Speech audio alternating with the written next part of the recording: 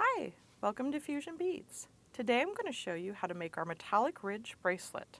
This bracelet features 3mm silver fire polished beads, and then it also features the 2-hole Half Moon Czech glass beads in the bronze pale gold and the hematite. For my findings, I'm using a 2-strand 2-bar clasp, crimp beads, crimp bead covers, and for my stringing material, I'm just using the fine soft flex beading wire. For my tools, I'm using the Lindstrom ergonomic long chain nose pliers. I have my Tronics ergonomic razor flush cutters. I have some crimping pliers, and I have a couple of bead stoppers, and then I also have my tape measure. You can find links to all these beads and supplies in the description below. So let's get started. Okay, so to begin, I went ahead and I cut 10 inches of the soft flex beading wire.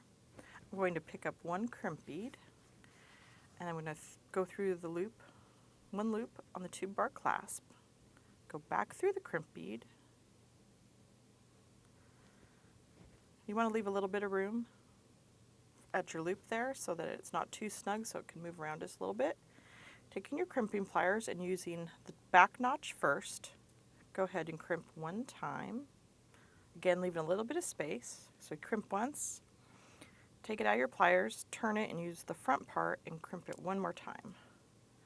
And I always like to crimp it a third time myself. I always give it a little tug, make sure it's nice and secure, and then go ahead and take your wire cutters and cut off the excess wire. And seeing how this bracelet, the way it's strung, it's like we're going to have 4 strands. So I've already have one that I've already prepped, and I have 4 strands of 10 inches long of beading wire. So you have 2 strands attached to each loop. And the easiest way to do this bracelet is to string all 4 strands at one time because of the way the 2-hole beads are. So I'm going to grab some beads and just get a little pile here so I can start stringing.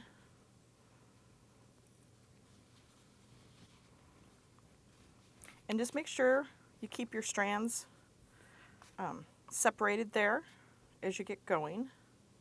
You don't want them to cross over or anything, or your beads won't sit nicely. So to begin the pattern, you go ahead and you pick up the Hematite Half Moon.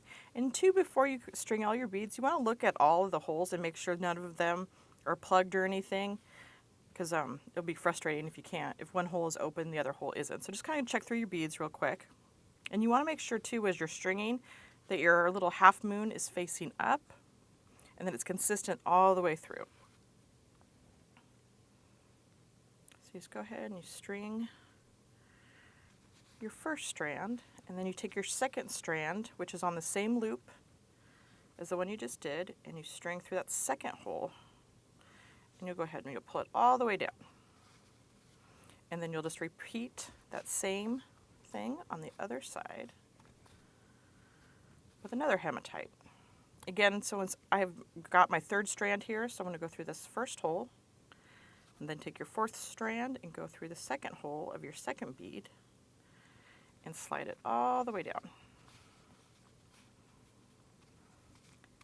And it's good just to continuously, like we're really pretty new in the pattern here, but it's good to always like check your pattern, make sure you haven't skipped a bead or anything. So next, on my first strand, I'm going to pick up one 3mm fire polish. My second strand, I'm going to go through the first hole of a bronze gold half moon. Take your 3rd strand, go through the second hole.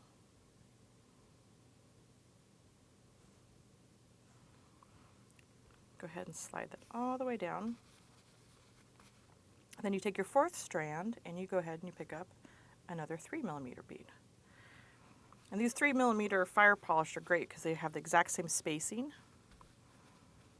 as the half moon beads. So your bracelet will sit nice and flush all together. So then you just continue this pattern, again, picking up a hematite. First strand goes through the first hole. Your second strand goes through the second hole.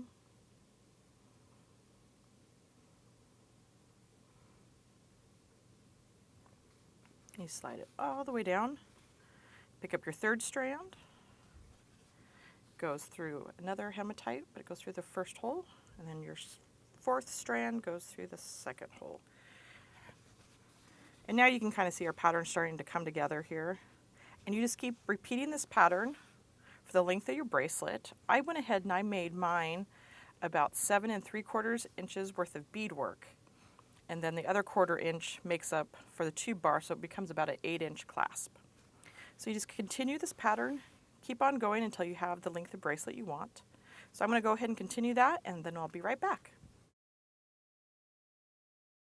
Okay, so as you can see, I went ahead and I strung 7 3/4 inch of beads, and I'm ready to go ahead and attach my my open ends to the other end of my tube bar clasp.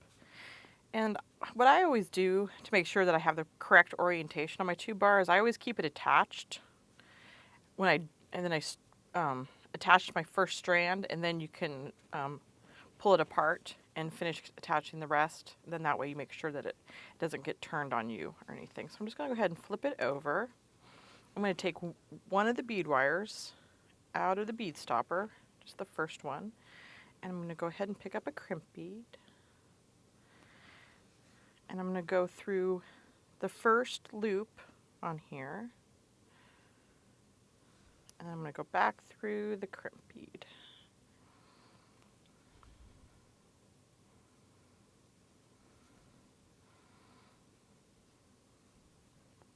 And I'm going to go ahead and just kind of pull it down snug.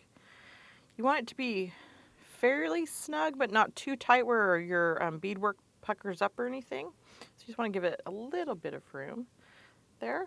Then you take your crimping pliers, again the same fashion as I crimped the bead wires on the first strand, or the first side. I'm going to go ahead and use the back part of my pliers and crimp one time. Take them out, rotate it, and then go in and using the front part, do it one more time. And it can be a little hard to get in there with those little bead stoppers, so you just kind of have to push them out of the way. And crimp it again.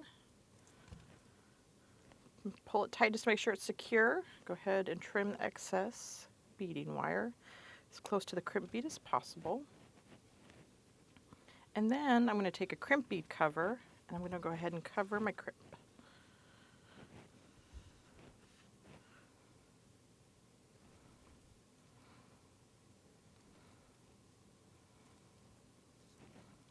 And you just use that just on the front notch to crimp the crimp bead cover. So I'm going to go ahead and I'm going to put the covers and crimps on, finish this side, and then I'm going to put crimps on this other side, and I'll be right back. Okay, as you can see, I went ahead and I covered all of my crimp beads with crimp covers. And the reason I did have the long chain nose pliers, there's no jump rings or anything, so you don't need it for that purpose. But trying to get the crimp covers on the strand sometimes can be really kind of tough because it's really narrow in there.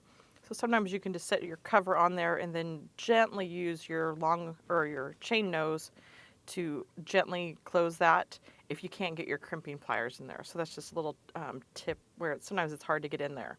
And if you find it too difficult, you don't have to actually put crimp bead covers on there. You could just leave your crimps uncovered. So now my bracelet is all done and ready to wear. You can find the products and tools for this inspiration design at fusionbeads.com.